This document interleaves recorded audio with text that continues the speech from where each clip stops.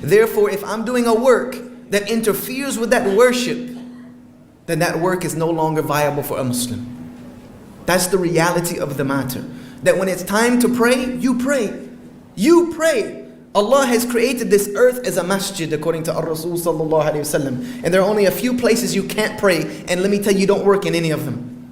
You don't work in any of them. You pray when it's time to pray. There's no one that can stop you from that. Because you have to understand that Allah is Rabb. That money that comes to you is not from your boss. It is not from your job. It is not from anything other than Allah Azza wa Jal has legislated that money to be placed in your hands. And if you are getting that money by disobeying Him, I am afraid of what is waiting for you in the next life. I really am afraid that if you place something before Allah, that thing has become your Rabb. That has become your Lord, and Tawheed is thrown out the window. We need to understand that look, I don't care what you have going on right now. I need 5 minutes to pray. This so-and-so fulan and this jack-off can go outside and smoke for 20 minutes, and you're telling me I can't pray for 5? We need to wake up. We need to wake up and realize that we have rights. I don't care what the law says, I have a human right to worship how I want to worship, as long as that worship is not evil in and of itself.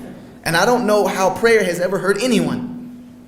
So these things we have to understand. We have to stand up for them. Because let me tell you something about this world. Freedom isn't free, as they say, but they say it for the wrong reason. Your rights, you have to fight for them. That's the way the world has always existed. Rights are not inalienable, as they say in the United States Constitution. Rights are by what we stand up for. We stand up for our rights. We fight for our rights. This is the value of human civilization. This is what has been known of the Muslims since the beginning. We stand up for our rights and our dignities. You will respect me. You don't have to like me. I don't care if you like me or you don't like me. But you will respect me and respect who I am, and you will respect my religious values. If you don't like it, then do what you wish. If you fire me because of that, guess what? I have Allah who is Rabb.